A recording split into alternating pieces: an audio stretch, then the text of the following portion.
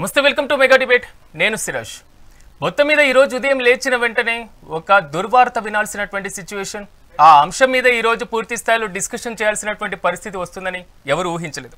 అది కర్నూలులో జరిగినటువంటి దుర్ఘటన, బస్సు ప్రమాదంలో చనిపోయినటువంటి వారి అందరి మీద ఒకసారి ఆలోచిస్తే దేశవ్యాప్తంగా ఉన్నటువంటి బస్ కండిషన్స్ ఏ విధంగా ఉన్నాయి. ప్రస్తుతం జరుగుతున్నటువంటి చర్చ ప్రధానంగా ఇదే నడుస్తుంది. నిజంగా బస్సులో ఈరోజు సౌకర్యాలు కోరుకుంటున్నాం, ఆధునికంగా స్లీపర్స్ కోరుకుంటూ ఉన్నాం. ఒక సుఖవంతమైనటువంటి ప్రయాణం చేయాలి అని ప్రతి ఒక్కరు కూడా ఆశిస్తూ అభిలాష చేస్తున్నటువంటి పరిస్థితులు కనబడుతున్నాయి. కానీ శవపేటికల మీద ప్రయాణం చేస్తున్నాం అనేటువంటి ఆలోచన ఎక్కడ జరుగుతుంది? ఒకసారి ఏరోప్లేన్ విమానం ఎక్కిన తర్వాత సీట్ బెల్ట్ పెట్టుకోండి.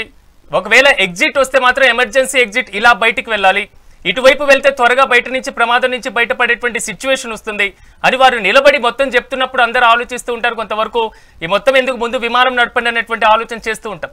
కానీ బస్సు ఎక్కిన తర్వాత అలాంటి కండిషన్స్ ప్రయాణికులకు తెలుపుతున్నారా?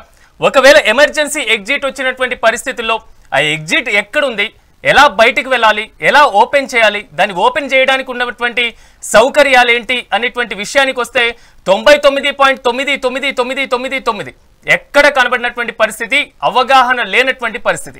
మరి వాహనాల సిచ్యువేషన్ ఏంటి? కాలం చెల్లినటువంటి వాహనాలు నడుపుతున్నారా? డ్రైవర్లు కూడా పూర్తి స్థాయిలో కాలం చెల్లినటువంటి టెక్నాలజీతో ముందుకు వెళ్తున్నారా? ఒక ప్రమాదం జరిగిందంటే ఆ ప్రమాదం నుంచి మనం ఏం నేర్చుకుంటున్నాం? గతంలో జరిగినటువంటి ప్రమాదాలు ఏ విధంగా ఉన్నాయి? ఈ ప్రమాదాల పరంపర కొనసాగుతూ ఈ రోజు చనిపోయినటువంటి వారి మృతుల కుటుంబాలకు పరిహారం అనేటువంటి విషయం కాదు, దీని నుంచి ఇంకా గుణపాఠాలే నేర్చుకుంటున్నాం. ఒకసారి చరిత్రలోకి వెళ్తే పరంపర 2014లో పాలెం, అదేవిధంగా మూసాయిపేట ఘటన, కొండగట్టు ఘటన, లోయలో పడిపోయినటువంటి బస్సుల ఘటన, అంటే మొత్తం వ్యవహారాలు చూసుకున్న తర్వాత ఇంకా ప్రతి ప్రమాదం నుంచి మనం నేర్చుకోవడంలోనే ఉన్నామా? దీనికి పులి స్టాప్ ఎక్కడ అనేటువంటి ఇష్యూస్ మాత్రం అనేక ప్రశ్నలు వస్తున్నాయి. ఎక్కడో రిజిస్ట్రేషన్ అయినటువంటి వాహనాలు ఇక్కడ తిరుగుతూ పశువుల్లాగా మనుషుల ప్రాణాలన్నింటినీ కూడా పక్కనేస్తున్నటువంటి సిచ్యువేషన్ కనబడుతుంది. ఇదే అంశానికి సంబంధించి మనం డిబేట్ ని కంటిన్యూ చేద్దాం. నాతో పాటు ప్యానెల్లో పార్టిసిపేట్ చేస్తున్నారు జోజిరెడ్డి గారు, ఆల్ ఇండియా ఫార్వర్డ్ బ్లాక్ రాష్ట్ర ఉపాధ్యక్షులు, అదేవిధంగా డాక్టర్ ఆర్ సుధీంద్ర గారు ఎండి, అదేవిధంగా సాత్విక గుప్తా గారు ఫైర్ సేఫ్టీ ఆఫీసర్, అదేవిధంగా చంద్రబాబు గారు రిటైర్డ్ మోటార్ వెహికల్ ఇన్స్పెక్టర్, అదేవిధంగా బండారు రామ్మోహన్ రావు గారు అడ్వకేట్, ప్రముఖ రాజకీయ విశ్లేషకులు. వీరితో పాటుగా ఎస్వి మోహన్ రెడ్డి గారు కర్నూలు మాజీ ఎమ్మెల్యే, గఫూర్ గారు కర్నూలు మాజీ ఎమ్మెల్యే మరి కాసేపట్లో నాతో పాటు జాయిన్ అవుతారు. ఎస్ రామ్మోహన్ రావు గారు, మీతో నేను ప్రారంభిస్తాను. ఎక్కడ లోపం, ఏం జరిగింది, ఎలా చేస్తున్నాం? అంటే వ్యవస్థలో లోపం అనుకోవాలా లేకపోతే డ్రైవర్లో లోపం అనుకోవాలా? గారు మీకు అట్లాగే ప్యానెల్లోని మిత్రులందరికీ నమస్కారం. మెగా టీవీ ప్రేక్షకులకు కూడా చాలా దురదృష్టకరమైన సంఘటన. వరుసగా పరంపరగా చూస్తే మీరు 2014 చెప్పారు. 2014లో పాలెం ప్రమాదం తర్వాత చాలా పెద్ద ఎత్తున మేము హైదరాబాద్ ఆందోళన చేసినాం బాధితుల తరఫున, అట్లాగే ప్రభుత్వ నిర్లక్ష్యం పట్ల. 4 రోజులు మాట్లాడుకుంటాం, తర్వాత మళ్ళీ అందరూ మామూలు అయిపోతుంది. అందరికీ తెలుసు ఏదైనా సమస్య ఎదురుగా ఉన్నది. దీనిలో 3 అంశాలు. ఒకటి, ప్రమాదాల కారణాలు మానవ తప్పిదం కావచ్చు, యాంత్రిక లోపం కావచ్చు, లేకపోతే రోడ్ కండిషన్స్ కావచ్చు, ఇతరత్ర అప్పటికప్పుడు కొన్ని పరిస్థితులలో మన చేతిలో 50% ఉంటుంది, మిగతా అంతా 50% ఎదుటి వారి చేతిలో ఉంటుంది. డ్రైవింగ్ లో ఎంత పర్ఫెక్ట్ డ్రైవర్ అయినా తప్పు చేయక మానడు. ఒక్కోసారి మన పొరపాట్లు మనకి శాపం కావచ్చు, ఎదుటి వారి పొరపాట్లు కూడా మనకి శాపం కావచ్చు. ఇది రోడ్డు సంగతి. కానీ దీనికి వేరే అవుట్ ఆఫ్ ది బాక్స్ ఆలోచన చేస్తే అసలైన నిజాలు బయట పెట్టాలంటే రవాణా శాఖలో ఉన్న అవినీతి చాలా పెద్దది అంటున్నాం. ఇవాళ చూస్తున్నాం కదా మనం, తెలంగాణ రాష్ట్రంలో మంత్రుల మధ్యన పోటీ, అప్రధాన శాఖలు, ప్రధానమైన శాఖలు అంటే ఏమిటి? డబ్బు వచ్చే ప్రధాన శాఖలు, డబ్బు రాని అప్రధాన శాఖలు, పనికిరాని శాఖలు అనే మంత్రులు కొట్లాడుకుంటున్నారు చూస్తున్నాం మనం. అంటే ఏమన్నట్టు రవాణా శాఖ పనికొచ్చే శాఖనే అని. ఇవాళ రవాణా శాఖలో ఉన్న అవినీతి, ఆశ్రిత పక్షపాతం, అట్లాగే ఈ బస్సు ఓనర్ల, ఏదైతే ప్రైవేటు బస్సుల ఓనర్ల పెద్ద ఎత్తున రాజకీయ ప్రమేయం, దొంగ చీకటి ఒకటి కావడం, కొంచెం కర్కశంగా ఉన్న ఈ మాటలు అంటున్నాను నేను. దొంగ చీకటి ఒకటి కావడం అంటే ఒక రకంగా రాజకీయ నాయకులే బస్సు ఓనర్లుగా మారడం, వాళ్ళే రవాణా శాఖ అధికారులను కానీ మంత్రులను కానీ నియంత్రించడం, లంచాల భాగంతో ఇవన్నీ కలగలిపి ఇవాళ ఇంతమంది ప్రాణాలు, 45 మంది పాలెం ప్రమాదం కావచ్చు, మాసాయిపేట దుర్ఘటనకు సంబంధం లేదు. మాసాయిపేట దుర్ఘటన కేవలం రైల్వే క్రాసింగ్ వద్ద జరిగింది తెలంగాణలో 2014 తెలంగాణ వచ్చిన కొత్తలోనే. కానీ ఇవే వాళ్ళ ఏదైతే స్లీపర్ బస్సులు ఉన్నాయో వీటన్నిటిని ఒక రకంగా పరిశీలిస్తే 100కి 50% బస్సులకు సరిగ్గా పర్మిట్లు లేవు. ఎక్కడో ఒరిస్సా, అంతేందుకు గతంలో చూస్తే మీరు మనకు ఈశాన్య భారతదేశంలో రిజిస్ట్రేషన్ ఫీజు తక్కువ ఉంటుంది కనుక అక్కడి నుంచి జేసీ దివాకర్ రెడ్డి వాళ్ళ బస్సులన్నీ కూడా అక్కడ రిజిస్ట్రేషన్ ఇక్కడ తిరుగుతున్నాయి చూసాం. చాలా బస్సులు పట్టుకుంటే ఏమైంది చూసాం. గతంలో మనకు గాంధీ గారని రవాణా శాఖ కమిషనర్ ఉండేవారు. ఆయన మీదకి కులం పేరు మీద దూషిస్తూ చాలా పెద్ద ఎత్తున జేసీ ప్రభాకర్ రెడ్డి గారు, నేను పేర్లు ఉటంకిస్తున్నాను, జరిగిన సంఘటనలు కనుక వారి మీద నాకు కోపం లేదు, వారి బస్సులంటే నాకు మన వ్యతిరేకత లేదు, కానీ జరిగిన సంఘటనలు చూసినాం.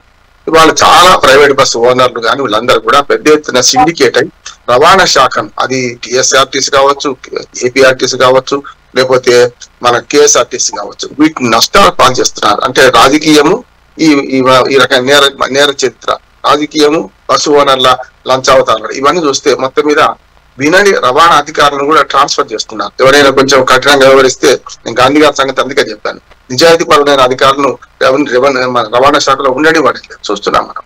నిజాయితీ పరులు అందులో ఉండొద్దు. అట్లాగే మంత్రుల స్థాయి వరకు కింది నుంచి పైదాకా లంచాలు భగవత నడుస్తున్నది, ఇది బహిరంగ రహస్యం. అయితే దీనికి ఏమైందంటే 4 రోజులు సిరాజ్ మనం మాట్లాడుకుంటూ మర్చిపోతాం, అయిపోతుంది. అట్లా కాదు కదా, శాశ్వత పరిష్కారాలు ఏమున్నాయి?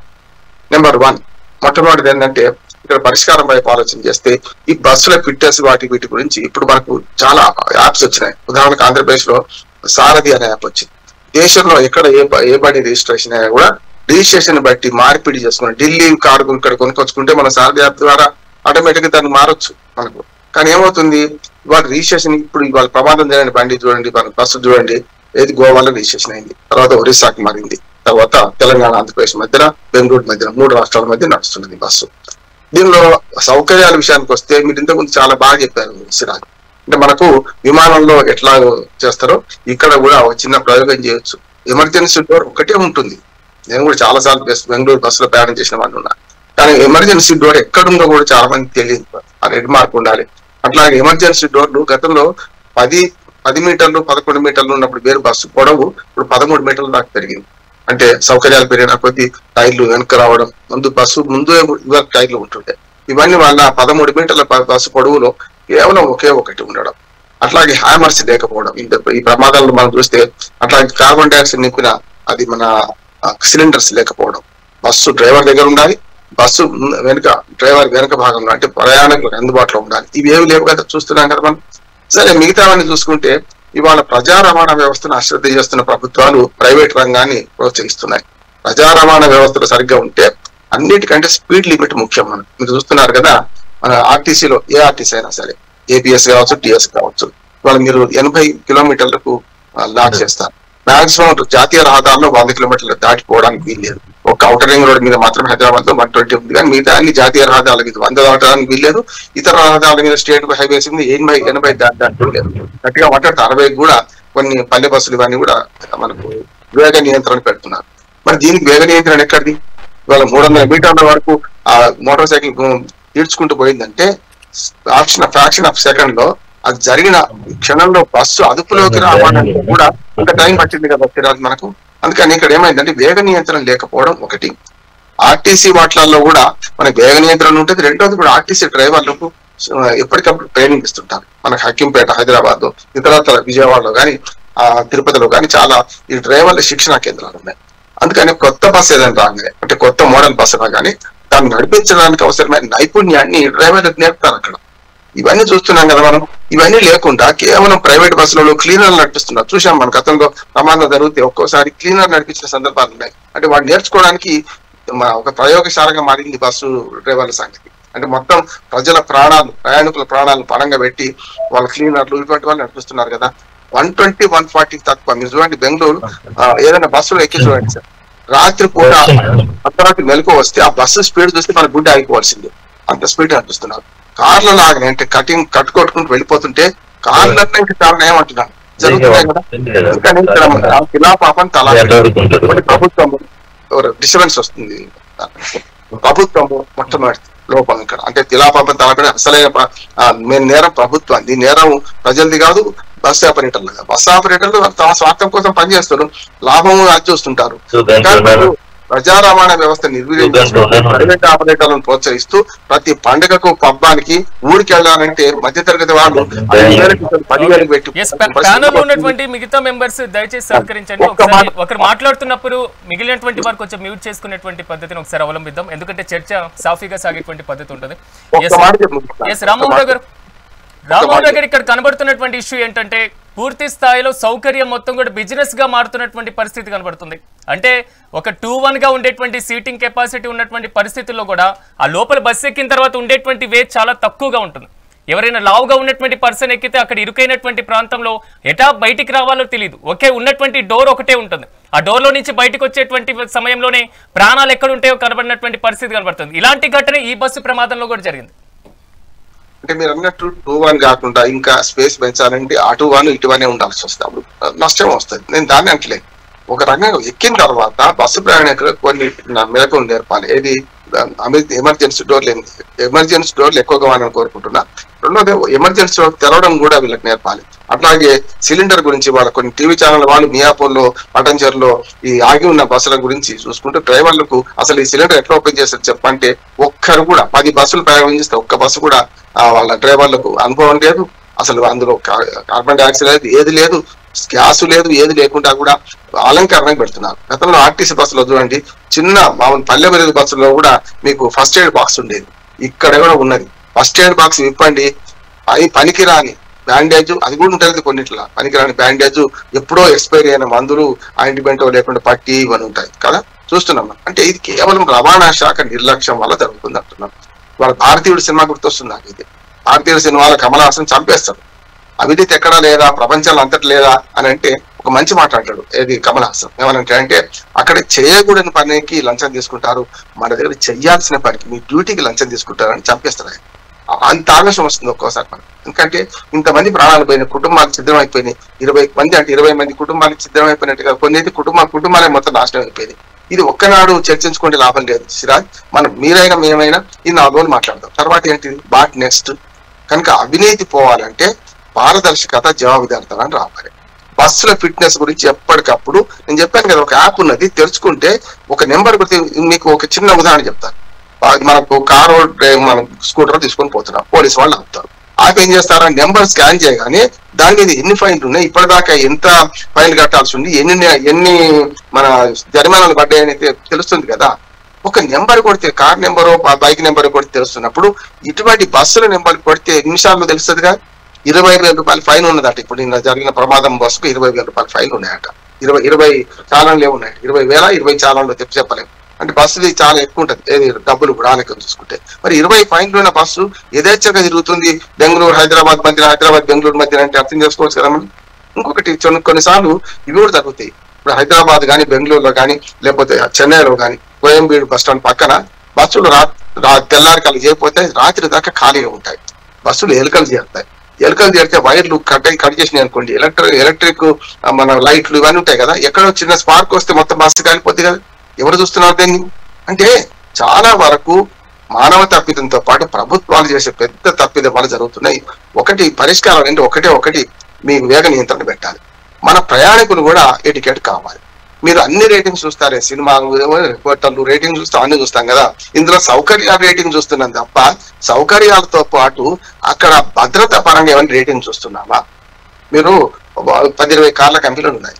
కార్ల కంపెనీలో మనం ఏం చేస్తాం, అత్యంత సేఫ్టీ బస్సులకి సంబంధించినటువంటి వాటి మీద కూడా, అంటే వెహికల్స్ చిన్న నార్మల్ గా 2 వీలర్ కి ఒక 5-6 చలాన్లు ఉంటే తీసుకెళ్లి బండిని పూర్తి స్థాయిలో లోపలిస్తున్నటువంటి నేపథ్యంలో 20 చలాన్లు ఉన్నటువంటి ఒక బస్సు రోడ్డు మీద యథేచ్ఛగా ఎలా తిరుగుతుంది? దాని మీద ఎందుకు కంట్రోల్ చేయట్లేదు? అధికారులు చూడలేదు. కళ్ళు మూసుకోవడానికి కారణం ఏంటంటే నోట్ల కట్టలు అడ్డం వస్తున్నాయి కాళ్ళకి. అది సమస్య కదా. ఇవన్నీ చెప్పుకుంటే మనకు చాలా హాస్యాస్పదంగా ఉంటుంది, కానీ చాలా బాధతో చెప్తున్నాను సిరాజ్. ఎందుకంటే ఇది చాలా దుర్మార్గమైన వ్యవస్థలో ఉన్నాం మనం. అందుకని చెప్పాను కదా, ఇవాళ ఏ రవాణా శాఖ బంగారు గుడ్లు పెట్టే బాతు లాంటి దాన్ని కింది స్థాయి అధికారిని, అంటే ఆఖరికి ఒక కానిస్టేబుల్ నుంచి మొదలు పెడితే పై దాకా కూడా రవాణా శాఖలో అవినీతి చేయని వాళ్ళు ఉన్నారు. మంచి వాళ్ళు ఉన్నారు కాదంటలేదు, అందరు అధికారులు దొంగలని అంటలేదు. మంచి వాళ్ళకు ప్రోత్సాహం లేదు, చెడుకు శిక్ష లేదు. ఎప్పుడు కూడా మీరు సమాజంలో చెడుకు శిక్షతో పాటు మంచికి ప్రోత్సాహం ఉంటే ఎవరైనా వింటారు. ఇంకో మాట చెప్తాను. నేను ఒకసారి బెంగళూరు నుంచి హైదరాబాద్ వస్తుంటే, ప్రయాణం చేస్తుంటే ఒక బస్సు డ్రైవర్, ప్రముఖ కంపెనీ, అది చాలా రాజకీయ నాయకుడి కంపెనీ బస్సుది. నేను అడిగాను, ఇవన్నీ ఏసీ పనిచేస్తలేదు, ఇవన్నీ లోపాలను ఏం చేస్తామంటే, సార్ కోసేవాడికి సిగ్గు ఉండాలి సార్, గొడవలకి ఎందుకు ఉంటుంది? మమ్మల్ని అడిగితే మేము చెప్పేవాళ్ళం కదా. మా మీద సూపర్వైజర్లు, ఇంకా మేనేజర్లు, ఆ కంపెనీ ఎవరైతే ఆ బస్సు కంపెనీ ఓనర్ ఉన్నారో వాళ్ళందరట ఎవరిని అడుగుతారో వాళ్ళని అడుగుతారు. సార్ ఇక్కడ మీతో తిట్లు పడతాం మేము డ్రైవర్లము, కానీ మమ్మల్ని అడుగుతూ చెప్పే వాళ్ళకి ఏం లోపాలు ఉన్నాయి, కీస్ మరి శబ్దం వచ్చింది బస్ బ్రేక్ కొట్టినప్పుడు. ఎందుకు అవుతుంది అంటే మేము చెప్తాం సార్, వాడు చెప్తాడు చెప్పడు కదా సూపర్వైజరు మేనేజరు, వాడికి ఎంతసేపు డబ్బులు యంత్రాలాగా ఏది బుక్ చేసే వాళ్ళతో మాట్లాడతారు కానీ మాతో మాట్లాడారని డ్రైవర్ స్వయంగా అర్థం చెప్పిండు. నువ్వు పబ్లిక్ ట్రాన్స్పోర్ట్ ఎందుకంటే మీరు చెప్పినట్లుగా ఒకటే మాట ముగిస్తాను. నేనేమంటానంటే ప్రజా రవాణా ఉపయోగించుకోండి. ప్రజా రవాణా 2 లాభాలు. ఒకటేమో మన ప్రభుత్వ ఆదాయం మనకు ఆదాయం మనకే వస్తుంది ఒకటి. రెండోది ప్రజా రవాణాలో కొన్ని సూత్రాలు కొన్ని నిబంధనలు పాటిస్తారు. 2 చెప్పాను కదా, డ్రైవర్లకు శిక్షణ ఉంటది, బస్సు కండిషన్ బాగుంటది, అట్లాగే బస్సు వేగ నియంత్రణ ఉంటది. ఈ 3 ఉంటాయి కదా. ఇవి విడిచిపెట్టి ప్రైవేట్ వెంబడి ఎందుకు పడుతున్నాం మనము? సౌకర్యాల కోసం. సౌకర్యాలు కొంచెం తక్కువ కనుక ప్రజా రవాణా ఉభయ తెలుగు రాష్ట్రాలు కూడా పెంచి మంచి బస్సులు వేసి పోటీగా నడపాలి. ప్రైవేట్ రవాణా రంగానికి పోటీగా నడపాలి. కానీ పోటీగా నడపాల్సిన ప్రభుత్వమే లంచాల మత్తులో మునిగి ప్రభుత్వాలు రాజకీయ నాయకులు వీళ్ళందరూ కలిసి దొంగలతో ఏకమై ఇవాళ ప్రజా రవాణా వ్యవస్థను మొత్తం నీరు గారుస్తున్నారు. దానివల్ల వస్తున్న సమస్య. జోజిరెడ్డి గారు నమస్తే. జోజిరెడ్డి గారు, ఈరోజు జరిగింది 20 మంది యొక్క ఆర్త నాదాలు, వారి దేహాలు కాలుతున్నటువంటి సమయంలో వారి పడినటువంటి వేదన, దాని గురించి తలుచుకుంటేనే కొంతవరకు కళ్ళల్లో నీళ్లు కూడా తిరిగేటువంటి పరిస్థితులు కూడా కనిపిస్తూ ఉంటాయి. ఎవరు బాధ్యత వహించాలి, ఎక్కడ లోపం అంటారు? నా దృష్టి అందరికీ ప్యానెల్లో ఉన్న అందరికీ నమస్కారం. రామ్మోహన్ గారు దాదాపుగా అన్ని విషయాలు చర్చలో తీసుకొచ్చారు. ఈ రోజు నా ఒపీనియన్ మాత్రము, ఈ రోజు ఏదైతే బస్సు యాక్సిడెంట్ జరిగిందో ఆ బస్సు యాక్సిడెంట్ ఇందాక రామ్మోహన్ గారు చెప్పిన దాంట్లో ఒక పాయింట్ చెప్పారు, సిలిండర్లు వాడుతున్నారు, దాని ఉపయోగం అందులో పెట్టడమే తప్ప ఏ విధంగా ఉపయోగించాలో వాళ్ళకి ట్రైనింగ్ లేదు. ఇవాళ మోటార్ బైక్ దాని కింద పడ్డప్పుడు వీళ్ళు నీళ్ళతో ఆరిపోయినట్టుగా టీవీలలో చెప్పారు, మాకు టీవీలలో చూసాం. అదే సిలిండర్ తో కొట్టినట్లయితే ఇమీడియట్ గా కంట్రోల్ అయ్యేదేమో ఫైర్, అంతగానం మంటలు లేచి అంటుకునే పరిస్థితి ఉండకపోవచ్చు. 2 డ్రైవర్లు ఉన్నారు కానీ సిలిండర్ ఉపయోగించలేదు. వాటర్ ఉపయోగిస్తే ఎప్పుడు కూడా పెట్రోల్ ఇమీడియట్ గా ఆరిపోయే అవకాశమే లేదు అక్కడ. అంతేకాకుండా ఇలా బస్సుల స్పీడ్ కూడా విపరీతమైన స్పీడ్. మెయిన్ గా చెప్పాలంటే ఇంకొకటి కూడా మనం గమనించినప్పుడు చాలా టీవీ ఛానల్స్ లో కూడా చూడడం జరిగింది, చాలా ఆఫీసర్స్ కూడా చెప్పడం జరుగుతుంది. ఒక్క నెంబర్ మీద 10 బస్సులు నడుస్తాయి, దానికి ట్యాక్సెస్ ఉండవు, ఏముండవు, దానికి ఇన్సూరెన్స్ ఉండవు. ఒక్క బస్సు నెంబర్ మీద 10 బస్సులు నడుస్తున్నప్పుడు ఆఫీసర్లు ఏం చేస్తున్నట్టు అంటే ఇందాక రామ్మోహన్ గారు చెప్పినట్టుగానే లంచాలకి ఎగబడుతున్నారు. అంతేకాకుండా ఫిట్నెస్, ఒక్క నెంబర్ మీద ఫిట్నెస్ చేస్తున్నప్పుడు మిగతా 9 బస్సులు ఫిట్నెస్ ఎక్కడి నుంచి అవుతున్నాయి అది ఎవరు చూడట్లేదు. ఇంకోటి ఏదైతే ఇప్పుడు గ్లాస్ సిస్టమ్ వచ్చింది, ఏసీ బస్సులలో మొత్తం గ్లాసులు పెడుతున్నారు, ఎక్కడ కూడా బ్రేక్ చేయడానికి అవకాశాలు లేవు.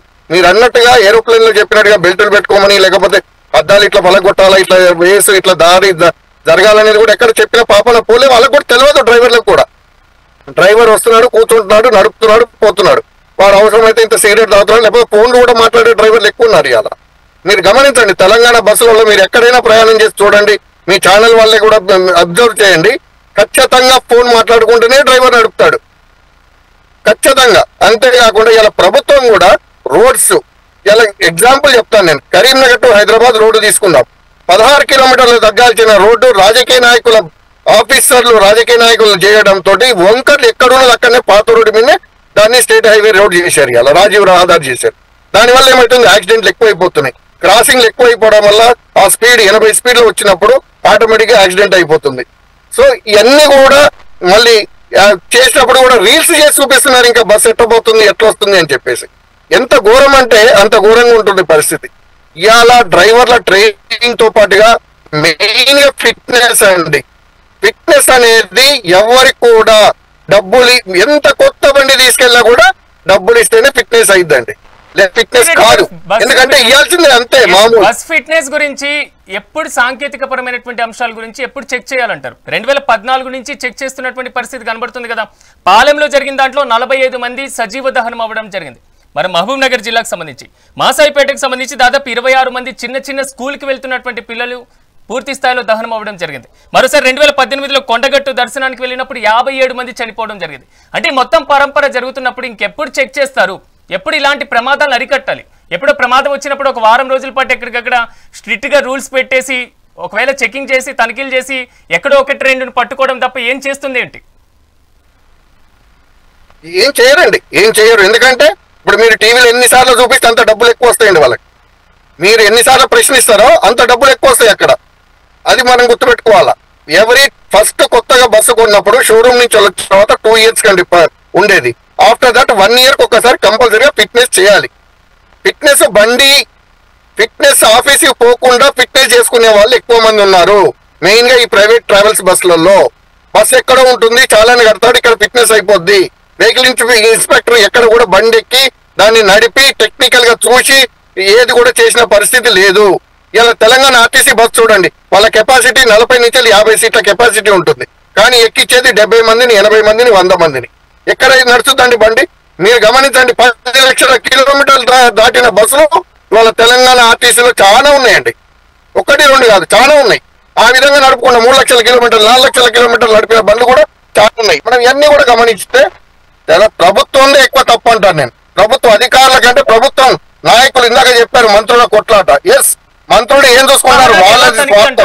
అంటే ఈ రోజు లగేజ్ క్యాబిన్ లో చూసుకున్న 2 మృతదేహాలు కనిపించినాయి. అక్కడ కూడా ఖాళీ పడి ఉన్నటువంటి పరిస్థితుల్లో ఉన్నాయి ఆ మృతదేహాలు. సో దాంట్లో కూడా పడుకోబెడుతున్నారండి, దాంట్లో కూడా పడుకోబెడుతున్నారు. వాళ్ళకు కూడా ఏమైంది, పైన పడుకునేదానికంటే ఇది నయమని చెప్పేసి పండుకుంటున్నారు. స్లీపర్ కోచ్ లో పైన పోయి పండుకున్నప్పుడు వాడు ఎటు పోతాడండి? ఇట్లాంటి జరిగినప్పుడు ఏమైనా సోర్స్ ఉందా? కనీసం అద్దం బల కొట్టుకోవడానికి సోర్స్ ఉందా? చేత్తో బల కొడితేనైతే అద్దం బలగలేదు కదా, దానికి ఏమన్నా హ్యామర్ ఉందా? లేదు. సో ఇవన్నీ కూడా ప్రభుత్వము పరీక్ష చేయకుండా డబ్బులు తీసుకొని ఫిట్నెస్ సర్టిఫికెట్లు ఇవ్వడం కానీ, దాన్ని బస్సులు రోడ్డు మీదకి తీసుకొచ్చిన బాధ్యత ట్రావెలర్స్ కంటే ముందు, నా స్వార్థం కోసం నేను ట్రావెలర్ని ఏ విధంగా నేను బస్సు నడిపియాలా, లాభాలు రావాలని చూస్తానండి నేను. కానీ ఇలా ప్రభుత్వ అధికారులు చేయాల్సిన పని ఏంటి? ప్రజల కోసం పబ్లిక్ సర్వెంట్లుగా ఉన్న వాళ్ళు కేవలం డబ్బుల కోసం సర్వెంట్లు అవుతున్నారు తప్ప ఇంకొకటి లేదని చెప్పక తప్పదు. ఇవాళ మనం ఎక్కడ చూసినా రోడ్డు వంకర్లతోటి యాక్సిడెంట్లు అవుతున్నాయి. ఎక్కడ కూడా స్ట్రైట్ రోడ్స్ లేవు, కట్ చేయరు. అదేవిధంగా ఫిట్నెస్లు ఉండవు, అదేవిధంగా టైర్లు ఉండవు, అదేవిధంగా ఎదురుగా ఫైన్స్ అన్నారు ఇందాక. ఇవాళ మీరు గమనించండి, తెలంగాణలో కానీ ఎక్కడ కానివ్వండి, ట్రాఫిక్ వాళ్ళు ట్రాఫిక్ డ్యూటీ చేయట్లేదండి. కేవలం మందు పోస్తున్నారు, తాగమంటున్నారు, బయటికి రాగానే ఊస్తున్నారు, ఫైన్ కట్టమంటున్నారు. కొద్దిగా లైన్ క్రాస్ అయితే వాళ్ళ పని ఓన్లీ కలెక్షన్. ఒట్టి ట్రాఫిక్ పోలీసుని చూసుకున్నప్పుడు ట్రాఫిక్ పోలీస్ ఒక్కటే, మిగతా ఏఆర్ డిపార్ట్మెంట్ కావచ్చు, సివిల్ డిపార్ట్మెంట్ వాళ్ళందరి జీతాలు ఓన్లీ చాలాల మీద కలెక్షన్ చేస్తున్నారు. వేరే ఎక్కడ ట్రాఫిక్ కంట్రోల్ లేదండి. సో అదే విధంగా స్పీడ్ కంట్రోలింగ్ లేదు. ఇక్కడ కూడా 80 స్పీడ్ దాటొద్దంటే ఎక్కడైనా సైన్ బోర్డ్స్ ఉన్నాయా? ఎక్కడ మీరు రోడ్డు మీద గమనించండి, ఎక్కడో చెట్లలో ఉంటాయి ఆ సైన్ బోర్డులు, ఎక్కడ కూడా కనపడవు. ఎప్పుడు ఫైన్ పడుద్దా అని చూసుకోవడం తప్ప ఇంకోటి ఉండదు ఇక్కడ. సో ఇవన్నీ కూడా ప్రభుత్వం తప్పిదాలే. ప్రభుత్వం ఇవాళ చెక్ పోస్టులు ఎత్తేసిందండి. ఎక్కడ ఆగుతాడండి చెప్పండి? కర్ణాటక పోయేవాడు అనంతపురం రాటినాక ఎక్కడో చెక్ పోస్ట్ ఉంటే కనీసం చెక్ పోస్ట్ లో ఇవన్నీ చెక్ చేయాలి. ఎక్కడ కూడా లేదు కదా ఆ పరిస్థితి. చెక్ పోస్ట్ లో కూడా ఎత్తేసారు లాస్ట్ కి. అంటే అక్కడ అవినీతి జరుగుతుందని ఎత్తేయచ్చు, కానీ ఆఫీసర్లు పొద్దున్న లేస్తే సాయంత్రం దాకా కూర్చోవడం, లేదంటే పొద్దున్న 4 గంటలకు 3 గంటలకు పోవడం, ఇంత కలెక్షన్ చేసుకోవడం, రావడం తప్ప ఎక్కడ కూడా బస్సును ఆపి ఫిట్నెస్ లేదు, నీ బస్సు ఇక్కడనే సీజ్ చేస్తున్నాం, ప్రజల్ని వేరే బస్సులో ఎక్కిస్తున్నాం, సేఫ్టీ లేదని చెప్పేసి ఇవాళ వరకు ఎక్కడన్నా ఆపిన పాపన పోయినరు ఆఫీసర్లు? ఎక్కడ కూడా లేదండి. ఆపిందనుకోండి, మీ ఇందాక చెప్పారు కదా రామ్మోహన్ గారు, పెద్ద పెద్ద వాళ్ళు ట్రాన్స్ఫర్ చేపిస్తారు, లేకపోతే కొడతారు, లేకపోతే గొడవలు అయితే. ఇది జరుగుతుంది. డిస్కషన్ చేద్దాం ఒకసారి. నేను ప్యానెల్ లో ఇతర మెంబర్స్ యొక్క అభిప్రాయం తీసుకుని మళ్ళీ మీ దగ్గరకు వస్తాను. సుధీంద్ర గారు నమస్తే అండి. సుధీంద్ర గారు, ఎక్కడో డమన్డయ్యూలో రిజిస్టర్ అయినటువంటిది ఒక్క రూట్ లో వెళ్లాల్సిన అనుమతి పొంది మరో రూట్ లో తిరుగుతున్నటువంటి పరిస్థితి కనబడుతుంది. ఈ రోజు మనం గుంటూరు నుంచి హైదరాబాద్ బస్సు ఎక్కినప్పుడు రాత్రి 10:30కు వస్తానన్న బస్సు 11 గంటలకు వచ్చినా కానీ దింపేటువంటి సమయం కరెక్ట్ మార్నింగ్ 5 మనకు తెచ్చి MGBS లో వదిలిపెడుతున్నారు. అంటే నేషనల్ హైవే మీద ప్రైవేటు బస్సులు వెళ్తున్నటువంటి వేగం గురించి మనం ప్రత్యేకంగా చెప్పుకోవాల్సినటువంటి అవసరం లేదు. కానీ ఈ రోజు సంతాప తీర్మానాలు, సంతాప సభలు కాదండి వాళ్ళు కోరుకుంది. ఆ ప్రాణాలు మరీ తిరిగి రావాల్సినటువంటి బాధ్యత ఎవరు తీసుకుంటారు? యాక్చువల్గా ఏమైందంటే, మనం అందరం ఏసీ బస్సులను ఇష్టపడి ఎక్కి వెళ్తుంటాం, టైంకి వెళ్తారని చెప్పి. ఏసీ బస్సులో ఉన్న మెయిన్ ఇదేమంటే, దానికి ఎంట్రన్స్ మాత్రమే ఉంటుంది, ఎక్కడ విండోస్ ఉండవు, విండోస్ ఓపెన్ ఉండదు. ఎందుకు ఓపెన్ ఉండదు అంటే ఏసీ బస్ కాబట్టి. AC means closed space. ఏమైనా లోపల ఏమైనా గ్యాస్ గీస్ కానీ, ఎవరికైనా జబ్బున్నవాడు కానీ దగ్గినప్పుడు కానీ అది బయటికి పోయే అవకాశం లేదు, అందరికీ ఇచ్చేస్తుంది. అదే main concern in AC buses. Second thing speed. AC బస్సెస్లో కరెంట్ ఎక్కువగా వాడకం ఉంటుంది, దాంతో ఎక్కువ హై వోల్టేజ్లో పాస్ అవుతుంది కరెంట్, దాంతో వైరింగ్ మొత్తం ఇదయ్యే అవకాశం ఉంటుంది. లేకంటే హై వోల్టేజ్ వల్ల బయట నుండి వేడెక్కేవి ఏమైనా ప్రమాదం జరిగినప్పుడు మొత్తం అంటుకునే ప్రమాదం ఎక్కువగా ఉంటుంది. సెకండ్ థింగ్ ఇది మెయిన్ థింగ్ అనమాట ఏసీ బస్సెస్లో. అంటే ఒకవేళ ఏమైనా జరిగినా కూడా బయటికి రావడానికి ఎక్కడ అవకాశం ఉండదు. ఓన్లీ ఎగ్జిట్ బయట మన ఒక డోర్ మాత్రమే ఉంటుంది, ఇంకా వేరే డోర్స్ ఉండవు. మీరు చెప్పినట్టు ఏరోప్లేన్లో ఎగ్జిట్ డోర్స్ ఉంటాయి, అవి ఉంటాయి, ఇవి ఉంటాయి. ఇక్కడ ఏమీ ఉండదండి, ఒకటే డోర్. అదే సేమ్ డోర్, అందరూ దాని నుంచి బయట రావాలి. ఇప్పుడు లాస్ట్ క్యాబిన్లో పైబత్లో ఉన్న మంచి రావాలి అంటే ఇంతమందిని దాటుకొని బయటికి రావాలంటే టైం పడుతుంది. అంతప్పుడు ఏమైనా జరిగే అవకాశం ఉంది. సెకండ్ థింగ్ ఈ మంటలు అది మంటల్లో ఏమవుతుంది. మరి రెండోది ఏమంటే మనం బస్సు ఎక్కాలంటే డిజైన్ బాగుందా లేదా, లోపల సీట్లు బాగున్నాయా లేదా, రెగ్జిన్ బాగా వేసి ప్లాస్టిక్ బాగా పెట్టి అందంగా కనిపిస్తే తొందరగా ఎక్కుతాం. సో ఒకవేళ మనం ఇట్లా మంటలు చేసినప్పుడు ఈ రెగ్జిన్ ప్లాస్టిక్ అంటుకొని ఈ సల్ఫర్ డైఆక్సైడ్, కార్బన్ మోనాక్సైడ్ లాంటి గ్యాస్ అంతా బయటకు వచ్చి ఈ మంటల కంటే కూడా ముందే ఈ విషవాయువుల వల్ల ప్రాణానికి అపాయం వచ్చే అవకాశం ఎక్కువగా ఉంటుంది. కానీ మనం దాన్ని పట్టించుకోం. మనకు డిజైన్ బాగుండాలి, ఇంటీరియర్స్ బాగుండాలి, చూడడానికి కనువింపుగా ఉండాలి అనుకుని ఎక్కుతాం. ఇవన్నీ మనం ఆలోచించాం. రెండోది ఇంతకుముందు చెప్పినట్టుగా ఫైర్ అలారమ్స్ కానీ ఫైర్ అలారమ్స్ అక్కడ ఫైర్ ఇదే లేనప్పుడు ఇంకా ఫైర్ అలారం వల్ల పెద్ద యూజ్ ఏమి ఉండదు. మనకు ఆ ఫైర్ని ఆర్పడానికి కోసం అవన్నీ సామాన్లు కరెక్ట్గా ఉండి భద్రంగా ఉండి, మీరు చెప్పినట్టుగా స్పీడ్ లిమిట్ అందరూ అంటారు స్పీడ్ లిమిట్ అని. మనం ఎప్పుడే కానీ స్పీడ్ లిమిట్ ఎప్పుడు అడగం. ఎంత టైంకి పోతుంది బస్సు, మనం ఇక్కడ ఎక్కితే ఆ టైంకి అక్కడికి పోతుందా లేదా అని ఎక్కుతాం అంతే. సో వాడు పోకపోతే ఏమింగా పోలే అని అడుగుతామే కానీ ఎందుకు లేట్ అయింది, అదే నువ్వు ఎందుకు స్పీడ్ పోవట్లేదని అడుగుతామే కానీ నిదానంగా వెళ్దామని ఎప్పుడు అనుకోం. సో వీటి వల్ల మెయిన్ ప్రాబ్లం అని అనుకుంటున్నానండి. ఎస్, మనతో పాటుగా ప్రైవేట్ ట్రావెల్స్ అధ్యక్షుడు రాము గౌడ్ గారు కూడా జాయిన్ అయ్యారు. రాము గారు నమస్తే అండి. రాము గారు, ఇక్కడ జరుగుతున్న డిస్కషన్ మొత్తం ప్రైవేట్ ట్రావెల్స్ చుట్టే తిరుగుతుంది. ఈ రోజు ప్రాణాలు కోల్పోయిన బస్సు కూడా ఒక ప్రైవేట్ ట్రావెల్ కి సంబంధించినటువంటిది. ఎందుకు ఇంత జరుగుతుంది, వ్యవస్థలో లోపం అనేటువంటి విషయం పక్కన పెడితే బస్సు నిర్మాణంలో ఎలాంటి ప్రమాణాలు పాటించడం జరిగింది?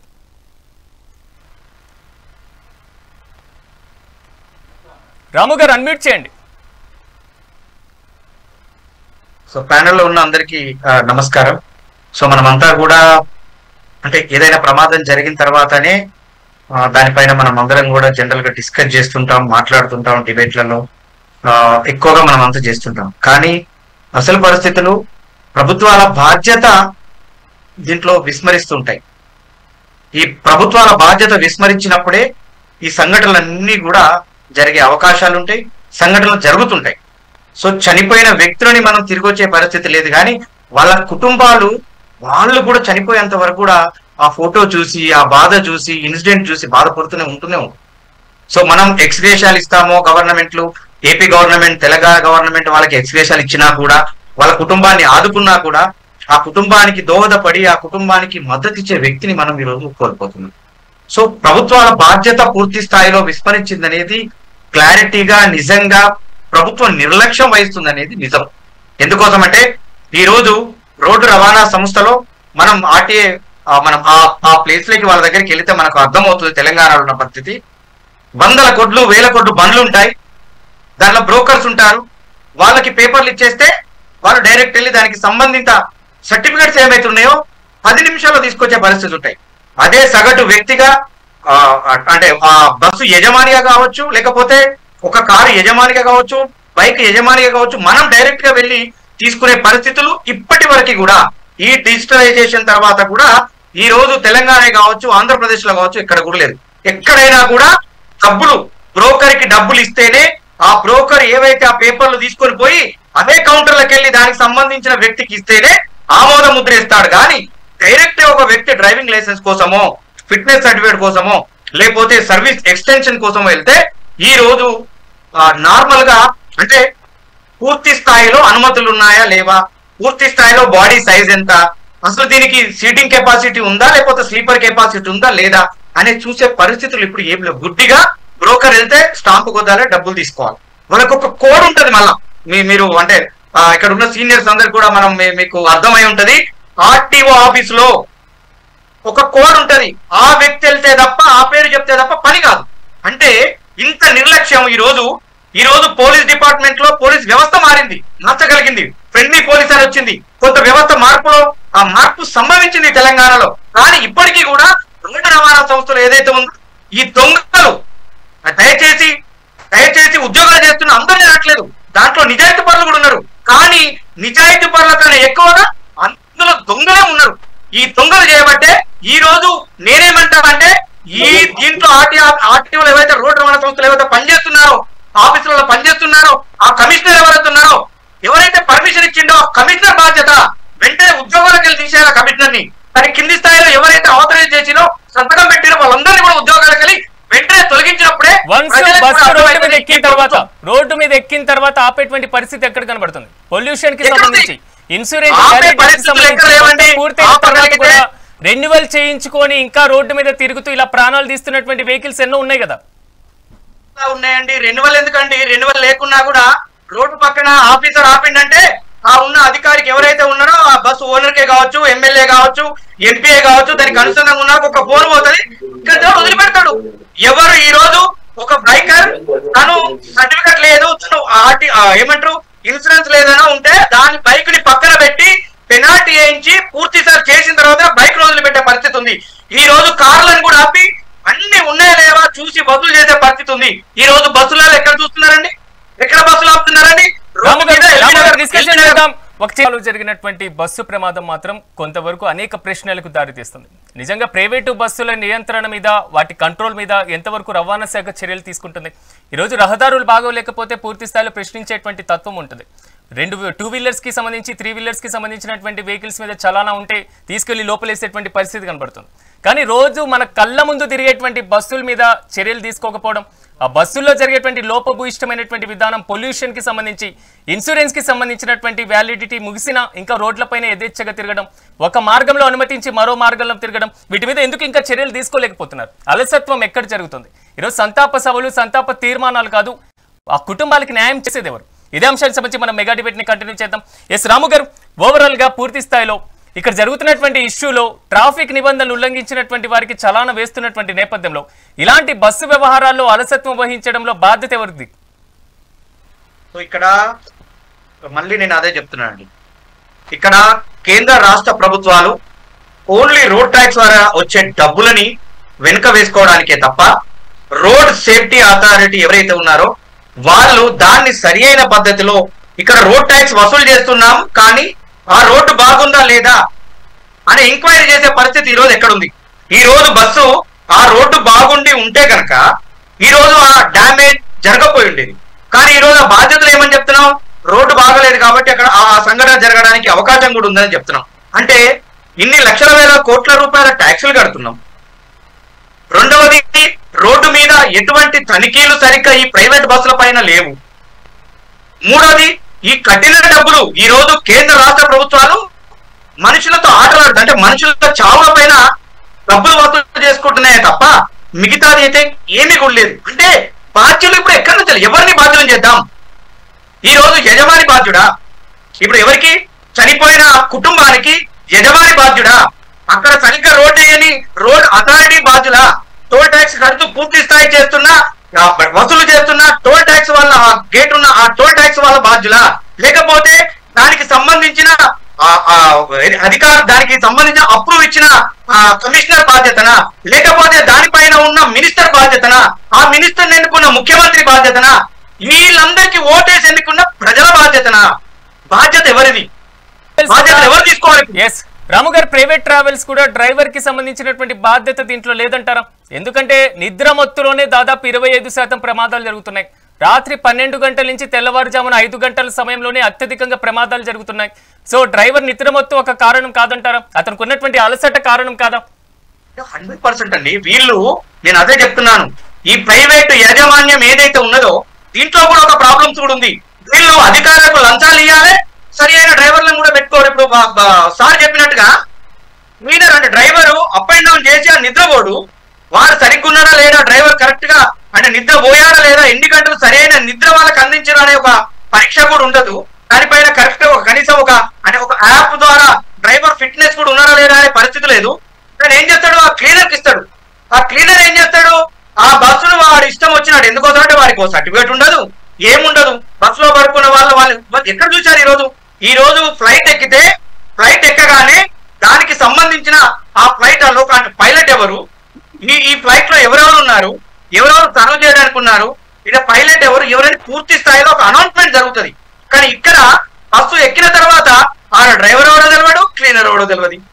అక్కడ గేట్ దగ్గర ఉంటే మనం క్లీనర్ అనుకోవాలి, బస్సులో ఉంటే బస్సు డ్రైవర్ అనుకోవాలి. అంటే సరి అయిన వరకు ఒక డిస్టెన్స్ కానీ మిగతాది కానీ ఏమీ ఉండదు. కాబట్టి ప్రయాణికులం మనం కూడా ఆలోచించాల్సిన విషయం ఎందుకోసం అంటే, ఇప్పుడు ఒకసారి చెప్పినట్టుగా సో 5 గంటలకు పోయేది 3 గంటలకు పోతా అంటే ప్రజలు కూడా మనం ఏం చేస్తాం, మనం తెలిసి పోవాలని దానికి టికెట్ బుక్ చేసుకుంటాం, ఎన్ని డబ్బులైనా పర్లేదు మీరు జల్దీ వెళ్ళాలని. ఇటువంటి పరిస్థితుల్లో బస్సు నాణ్యతగా ఉందా లేదా, టైర్లు చక్కగా ఉన్నాయా లేదా, సేఫ్టీ మెజర్స్ పాటిస్తున్నారా లేదా, అసలు డ్రైవర్ కి అంటే ఆ సేఫ్టీ మెజర్మెంట్ లో పాస్ అయిందా లేదా, ఇంతకు క్లీనర్ కున్న అనుభవాలు ఏంటి, ఇవేవి కూడా ఓపెన్ గా ఈ కమిషనర్ కావచ్చు, మిగతా వాటి కావచ్చు, అంటే రోడ్డు ట్రాన్స్పోర్ట్ సంస్థ ఏదైతే ఉందో ఓపెన్ గా గవర్నమెంట్ బస్సులలో కూడా, నేను ప్రైవేట్ బస్సులు అనట్లేదు, గవర్నమెంట్ బస్సులో కూడా ఏదైతే బోర్డు పెట్టే పరిస్థితి కూడా ఇంతవరకు లేదు. అది ఇప్పుడు మనంగా డిమాండ్ చేయాల్సిన అవసరం ఉంది. డ్రైవర్ నాణ్యత ఏంది, ఎంత చదువుకున్నాడు, తనకి సేఫ్టీ మెజర్మెంట్స్ ఉన్నాయా లేవా, క్లీనర్ ఎవరు, ఆ క్లీనర్ సంబంధించిన ఫోటో ఏముంది, అంటే ఇవన్నీ కూడా ఆప్ లో పొందుపరిచే పరిస్థితి ఉండాల్సిందే. ఎందుకోసం అంటే నేను మళ్ళీ మొదటి చెప్పినట్టుగానే మనం ఈ డిబేట్ లో ఎంత అనుకున్నా కూడా 20 మంది ప్రాణాలు మనం తీసుకోవడం కారణం ఎవరు, దీనికి నిర్లక్ష్యంగా వహించిన ప్రభుత్వమే కారణం. ఆ ప్రభుత్వం ఆ కమిషనర్ ని సస్పెండ్ చేస్తుందా పర్మిషన్ ఇచ్చినందుకు, లేకపోతే ఈ రోజు రెండు తెలుగు రాష్ట్రాల్లో ఉన్న తప్పిస్తుందా, ఎవరు బాధ్యత? డిస్కషన్ చేద్దాం. రామ్మోహన్ రావు గారు, పండగ సమయం వస్తే చాలు 500, 600 ఉన్నటువంటి టికెట్ ని 2-3 వేలు చేసి ప్రైవేటు బస్సులు దండుకుంటున్నటువంటి వైనం గురించి మనం ప్రత్యేకంగా చెప్పాల్సినటువంటి అవసరం లేదు. కానీ ప్రమాణాలు పాటించడంలో, సరైనటువంటి అర్హత ఉన్నటువంటి వ్యక్తిని డ్రైవర్ గా పెట్టుకోవడంలో, సరైనటువంటి సమయం కాదు ఒక సురక్షితమైనటువంటి మార్గం ద్వారా తీసుకువెళ్లాలనేటువంటి ప్రయత్నం చేయడంలో ఎక్కడ వైఫల్యం అవుతున్నారు?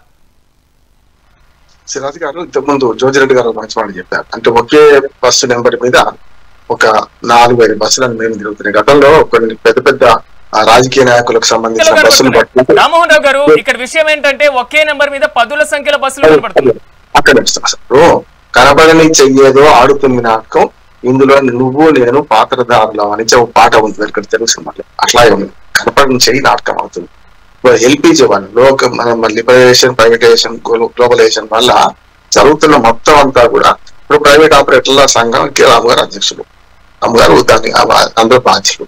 కానీ వాళ్ళు చెప్పారు కదా, చిన్న చిన్న ప్రైవేట్ ఆపరేటర్లు, బస్ ఆపరేటర్లు ఎంత కష్టపడుతున్నారు, పెద్దవాడైతే రాజకీయ ప్రమేయం ఉన్నవాడితే వాళ్ళ బస్సులకు ఎట్లా పర్మిషన్ దొరుకుతుంది చూస్తున్నాం కదా. మనం 2-3 బస్సులు నడుపుకోండి చాలా కష్టం, మొనోపాలి పెట్టి పెద్ద ఎత్తున ఒక 20-50 బస్సులు నడిపే వాడికి ఏం గొడవ లేదు, ఇంకా లంచాలు ఇస్తాడు, పనులు చేసేసుకుంటాడు. అందుకని కొన్ని టెక్నాలజీని వాడుకుంటే ఎప్పుడు కూడా అవినీతి కానీ ఇట్లాంటి పోవడానికి మన పారదర్శకత, జవాబుదారీ 2 ఉంటాయి. ఉదాహరణకు బస్సులో చెక్కింగ్ సరిగ్గా జరుగుతుంది కదా, ఏం చేయొచ్చు అంటే ఆర్టీ ఆఫీసులలో ఏది సీసీ కెమెరాలు పెట్టేసి ఖచ్చితంగా బస్సు చెక్కింగ్ జరిగినట్టు రుజువు అయితేనే సర్టిఫికెట్ ఇవ్వాలి అనుకోండి, నష్టం ఏం లేదు కదా. ఆ బస్సు ఇన్స్పెక్టర్ అవుతున్నాడు, బస్సు పైకి ఎక్కి నడిపించి చూసి మా పార్ట్స్ అన్ని చెక్ చేసేదంతా మీరు పారదర్శకంగా వీడియో రికార్డ్ అయింది అనుకోండి, వీడియో రికార్డ్ లేకుండా చేసే పరిస్థితి లేకుంటే ఏమవుతుంది అప్పుడు? ఉదాహరణ చెప్తాను, కొన్ని ప్రైవేట్ ఆసుపత్రులు గతంలో ఆరోగ్యశ్రీలో అవసరమైన ఆపరేషన్ చేసేవాళ్ళు, చెయ్యకుండానే ఆపరేషన్ డబ్బులు వసూలు చేసేవాళ్ళు. అప్పుడు ఏం చేశారు, పూర్తిగా ఆపరేషన్ జరుగుతున్న మొత్తం క్రియను వీడియో చేసి ఆ వీడియోను పెడితే తప్ప ఆరోగ్యశ్రీ డబ్బులు మంజూరు కాలేదు. పోయిందా? అక్కడ అవినీతి కొంతవరకు నిరోధించబడదా లేదంటారా? అవసరమైన ఆపరేషన్ చేయడం వేరు, ఆపరేషన్ చేయకుండానే డబ్బులు వసూలు చేస్తే ఆ పని చేశారు కదా. ఇక్కడ కూడా ఏం చేయొచ్చు అంటే ఆర్టీ ఆఫీసులలో చాలా పూర్తిగా పారదర్శకత పాటించాలి. ఎందుకు పాటించారు అంటే ఇందు నుంచి మీ దాకా అవినీతి భాగవతాలు తిమింగలాలు ఉన్నాయి కదా, అవినీతి తిమింగలాలకి చిన్న చిన్న చేపలు. ఎప్పుడు కూడా ఏదైనా ఏ ప్రమాదం జరిగిన ఎట్లా జరిగినా ఏదైనా జరిగితే కానిస్టేబుల్ ట్రాన్స్ఫర్ అవుతాడు, ఎస్పీ గాడు కదా.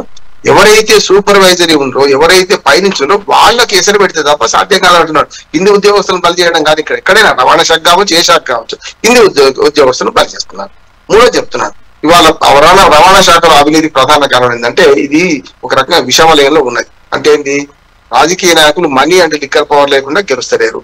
దానికి కావాల్సిన ఇంధనం ఎక్కడి నుంచి వస్తుంది? ఇక్కడి నుంచి. ఇటువంటి ఆదాయం వచ్చే శాఖలు అంటాం, రెవెన్యూ, మున్సిపాలిటీ, పంచాయతీరాజు, ఇట్లాంటి మన ఏమంటారు మన రవాణా రంగము, ఇట్లాంటి అన్నిట్లలో వస్తుంటాయి. అంటే వేలు బంకర పెడితే ఎక్కడ వెన్ను వస్తుందో అక్కడే ఉంటారు.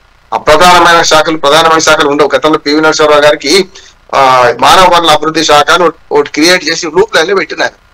ఆయన ఏం చేసిండు, దాన్ని మానవ వనరుల శాఖని మన అద్భుతమైన శాఖని మలిచాడు. ఆనాడు ఆయన మొదలుపెట్టి ఆ ప్రధానమైన శాఖ, అప్రధానమైన శాఖ ఉండదు అక్కడ. తర్వాత ప్రణబ్ ముఖర్జీ శరద్ పవార్ లాంటి వాళ్ళు కూడా ఆ శాఖ కోసం పోటీ పడ్డారు. ఆ శాఖ పనికిరాని దాని లూపులైన పెడితే ఇక్కడ కూడా ఏమంటారంటే తిరిగి పనికొచ్చే శాఖ అంటారు. సంక్షేమ శాఖ ఇస్తే ఒక మంత్రి వాపోయింది కదా, నాకు పనికిరాని శాఖ ఇచ్చినారు అంటే రెవెన్యూ మన రవాణా శాఖ ఇస్తే బాగుండేది కదా. అందుకని ప్రైవేట్ ఆపరేటర్ల సంఘం డిమాండ్ చేయాల్సింది ఏంటంటే మీరు అవినీతిని అరికట్టడానికి మీరు కూడా సంఘం పనిచేయాలంటున్నారు. ఏం చేయాలంటే చిన్న ఆపరేటర్లు ఏకంగా అంటే మీ అందరి వెంబడి మేము ఉంటాం, అలాంటి సంఘ సేవకులు ఉంటాం. ఖచ్చితంగా ఈ అవినీతిని పారదోలే ప్రయత్నం చేయాలి. పెద్దవాడు ఎప్పుడు వాళ్ళు దోపిడీ చేసే ప్రయత్నం చేస్తాడు, చేయిస్తాడు. చేయించకపోతే పక్కన నెట్టేస్తాడు. అధికారి ఎవరున్నా అందరూ పని చేయకుండా చేస్తారు. రెండోది రోడ్లు బాగలేనప్పుడు ప్రమాదాలు తక్కువ జరిగింది. రాము గారు మీరు అంటున్నారు కానీ ఉల్టా చెప్తాను నేను. రోడ్లు బాగవడం వల్ల ప్రమాదాలు ఎక్కువ జరుగుతున్నాయి. ఇప్పుడు రోడ్లు బాగవడం వల్ల ఆ స్పీడ్ కు లిమిట్ లేదు కదా. నేను ఒక చిన్న సూచన చేస్తున్నాను. మీరు బస్సులన్నీ కలిసి ఏదైనా ఇప్పుడు అన్ని ఏర్లు చిన్న చిన్న వాగులు వంకలు కలిసి నదిలు ఎట్లా కలిసాయో మనకు జాతీయ రహదారులు 4 ఉన్నాయి హైదరాబాద్ నుంచి బయలుదేరి. ఉదాహరణకి హైదరాబాద్ తీసుకుంటున్నాను. అట్లానే రాష్ట్ర రహదారులు రాజీవ్ రహదారి గురించి జోజి గారు చెప్పారు, అద్భుతంగా చెప్పారు. మూల మార్పులు ఎక్కువ. కేసీఆర్ గారు 12 సార్లు. రామ్మోహన్ రావు గారు ఆ బస్సులో ప్రయాణించినటువంటి రామిరెడ్డి గారు మనతో పాటు డిబేట్ లో జాయిన్ అయ్యారు. రామిరెడ్డి గారు నమస్తే అండి. రామిరెడ్డి గారు, డిస్కషన్ చేయాల్సినటువంటి పరిస్థితి వస్తుందని మీరు మాతో పాటు జాయిన్ అవుతారనేటువంటి సిచ్యువేషన్ కానీ ఎవరు ఊహించలేదు. కానీ కొంతవరకు విషాదకరమైనటువంటి ఘటన. అసలు బస్సులో ఏం జరిగింది, ఎక్కబోయే ముందు మీరు బస్సులో ఉన్నటువంటి ప్రమాణాల గురించి ఆ డ్రైవర్లు వివరించేటువంటి ప్రయత్నం కానీ, పూర్తి స్థాయిలో ఎగ్జిట్ నుంచి ఎమర్జెన్సీ నుంచి బయటకు వెళ్ళేటువంటి సిచ్యువేషన్ కానీ ఉందా ఆ సమయంలో? యాక్చువల్లీ నేను ఇక్కడ 9:20కి మన JNT petrol bunk Bharat petrol bunk దగ్గర బస్సు ఎక్కాను సార్. యాక్చువల్లీ మాకు ఇచ్చిన నెంబర్ బస్సు వేరు, ఇక్కడ వదిలిన బస్సు వేరు. తర్వాత వాళ్ళు అడిగాను, సార్ మా నెంబర్ బస్సు రాలేదంటే వై జంక్షన్ లో మీరు షిఫ్ట్ అవుతుందంటే అక్కడ నుంచి పికప్ తీసుకుంటుందంటే బస్సు అన్నారండి. వై జంక్షన్ లోకి వెళ్ళాక ఆ బస్సులో పికప్ ఆ బస్సులోకి ఎక్కించి స్టార్ట్ చేశారు సార్. కరెక్ట్గా 11:30 కూడా వాష్రూమ్ స్టార్ట్ అయ్యారు. వాష్రూమ్స్ అయిపోయి మళ్ళీ ఫ్రెష్ గా బస్సు ఎక్కిస్తాం. అప్పుడు కూడా డ్రైవింగ్ లో కూడా ఏ మార్పు లేదు, బాగా సమన్వయంగా తీసుకెళ్ళాడు. 11:30 ఆ టైంలో ఇంకా నేను పడుకుండిపోయాను. కరెక్ట్ గా 2 to 2:30 మధ్యలో నాది ఆర్టీసీ అండి, అప్పుడు 19 అండి. అది లాస్ట్ స్లీపర్ అదే బెడ్ మంచి 2 to 2:30 మధ్యలో తప్ప సౌండ్ బుద్ధి కేటలు వినబడుతున్నాయి సార్. లేచి నిద్రలో చేసి ఏంటి ఎవరో అని లోపల నల్లగా మొత్తం పొగంతా పెట్టేసి ఎవరు కనబడతలేదండి లోపల.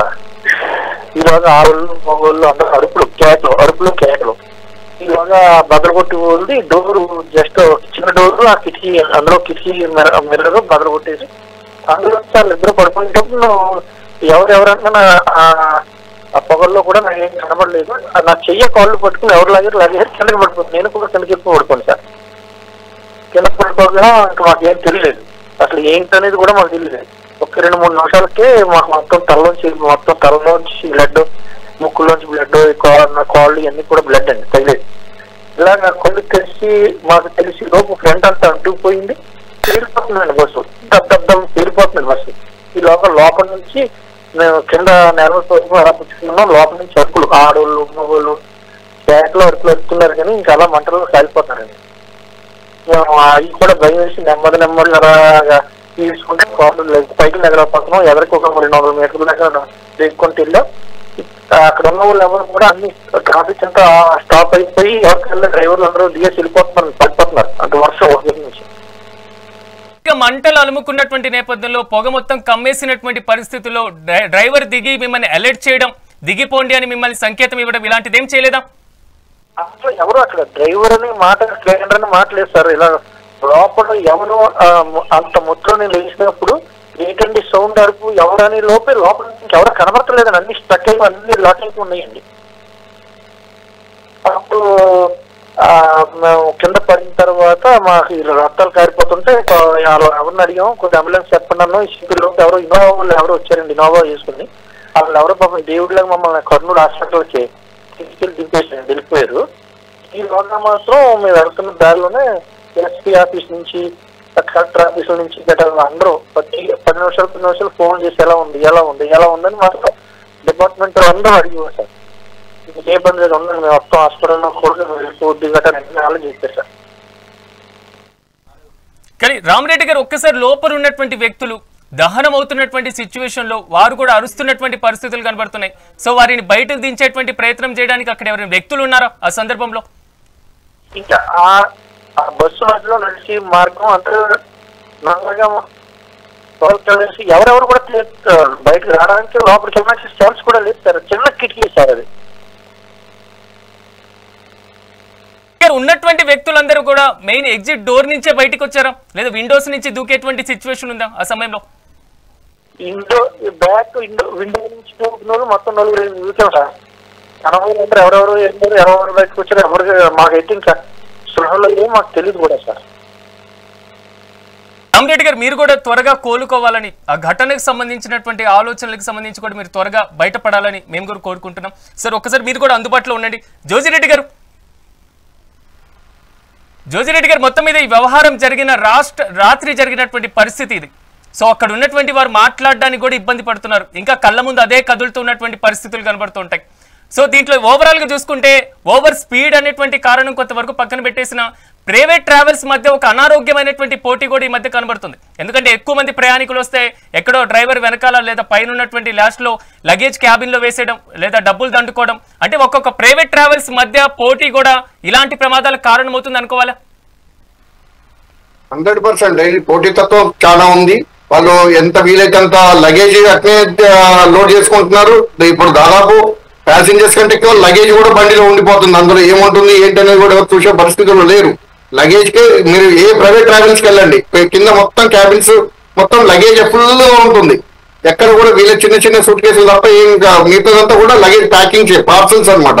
అందులో ఏముంది ఫైర్ ఇట్లాంటివి జరిగినప్పుడు దాంట్లో ఏం ఫైర్ అయితే ఏం పెరిగింది, ఫైర్ ఏ విధంగా పెరిగిపోయిందో కూడా మనకు అర్థం కాని పరిస్థితి. అంతేకాకుండా ఇందాక సేఫ్టీ గురించి మాట్లాడుకున్నప్పుడు సార్, ప్రతి ఏసీ బస్సులో ఇవాళ టీవీలు పెడుతున్నారు. మీరు అన్నట్టుగా ఫ్లైట్ ఎక్కిన తర్వాత వాళ్ళు అనౌన్స్ చేసుకుంటే ఎక్కడైనా కనీసం టీవీలో మీకు ఏదైనా ఇన్సిడెంట్ జరిగినప్పుడు, యాక్సిడెంట్ జరిగినప్పుడు ఈ విధంగా మీరు జాగ్రత్తలు తీసుకోండి ఎక్కడ కూడా యాడ్స్ లాగా రావట్లేదు. అది కూడా పెట్టుకునే అవకాశం ఉంది అక్కడ, స్క్రోలింగ్ లాగా లేకపోతే ఇంకోటో డబుల్ ఇక్కడ మీ ఐటమ్ ఇక్కడ ఇది ఉంది, హ్యామర్ ఉంది, దీంతో పలగొట్టొచ్చు, ఇక్కడ ఎమర్జెన్సీ డోర్ ఉంది, ఈ అద్దం పగిలిపోద్ది అని చెప్పేసి ఎక్కడ కూడా స్క్రోలింగ్ కానీ లేకపోతే టీవీలో యాడ్లు కానీ మధ్యలో చేసినట్టయితే అప్పుడు కొద్దిగా మేలుకునే ప్రజలకు కొద్దిగా తెలిసే అవకాశం ఎక్కువ ఉంటుంది అక్కడ సేఫ్ సైడ్ కి. సో అంతేకాకుండా మెయిన్ గా ప్రజలు ఎంత ఆతృతతో ఉన్నా కూడా ఇవాళ ప్రైవేట్ ట్రావెల్స్ అనేది హైదరాబాద్ నుంచి వెళ్ళి బెంగళూరు కానీ చెన్నై కానీ ఎక్కడికైనా లాంగ్ డ్రైవింగ్ పోయినప్పుడు 56 సంవత్సరాలు దాటిన వాళ్ళని నడపడానికే ఒప్పుకోవద్దండి ఫస్ట్ పాయింట్. ఎందుకంటే వాళ్ళు వయసు రీత్యా కావచ్చు, ఏదైనా రీత్యా వాళ్ళకి ఆరోగ్య రీత్యా కూడా మంచిది కాదు. రెండవది ఆర్టీసీలో మీరు గమనించినప్పుడు 61 సంవత్సరాలు కూడా డ్రైవర్ పోస్ట్ ఇచ్చి నడిపేయమంటున్నారు. వాళ్ళని కళ్ళు కనపడట్లేదు బాబు మాకు రిటైర్మెంట్ ఇవ్వమంటే కూడా ఇచ్చే పరిస్థితి ఆర్టీసీలో లేదు. ఇవాళ వాళ్ళకి 56 సంవత్సరాలు 58 సంవత్సరాలు వచ్చిన తర్వాత వాళ్ళని వేరే డ్యూటీస్ చేసుకోవచ్చు. అట్లా కాకుండా కొత్త రిక్రూట్మెంట్ ఉండదు.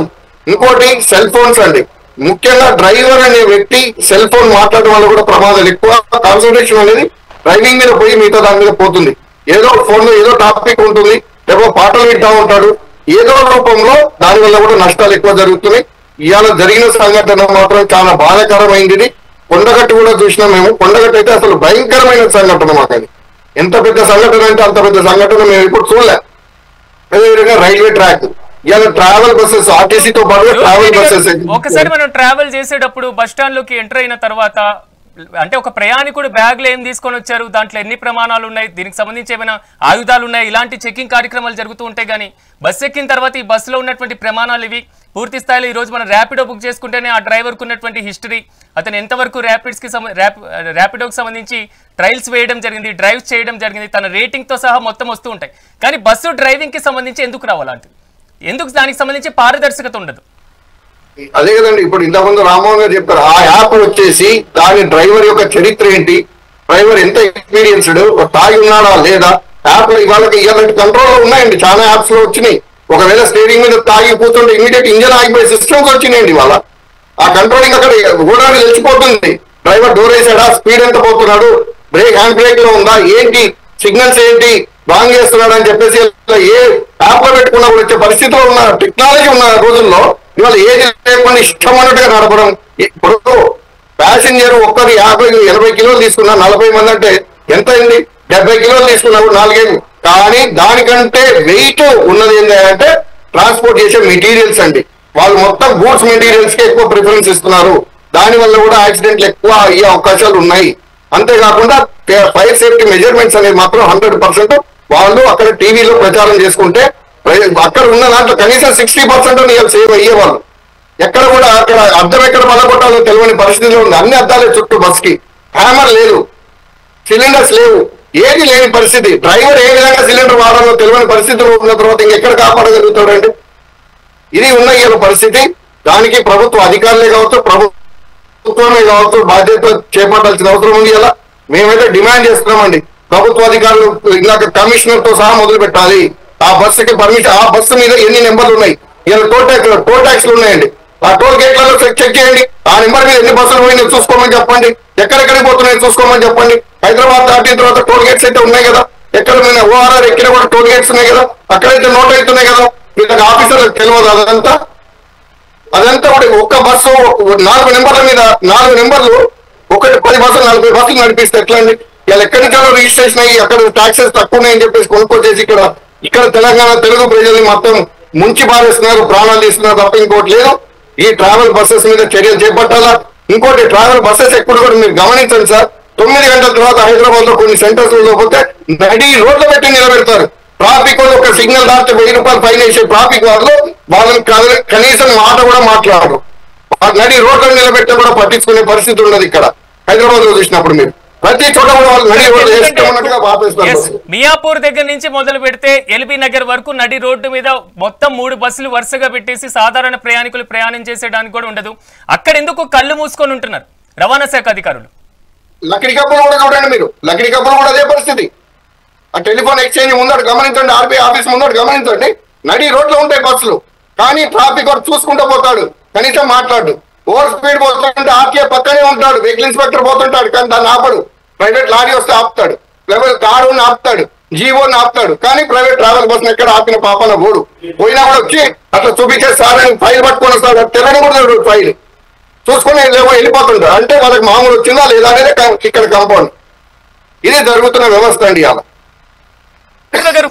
సుధీంద్ర గారు, ఇందాక మనం చూసాం రామిరెడ్డి గారు మనతో పాటుగా జాయిన్ అయ్యారు. వాడు అనుకున్నటువంటి బస్సు ఒకటి, ఎక్కినటువంటి బస్సు ఒకటి.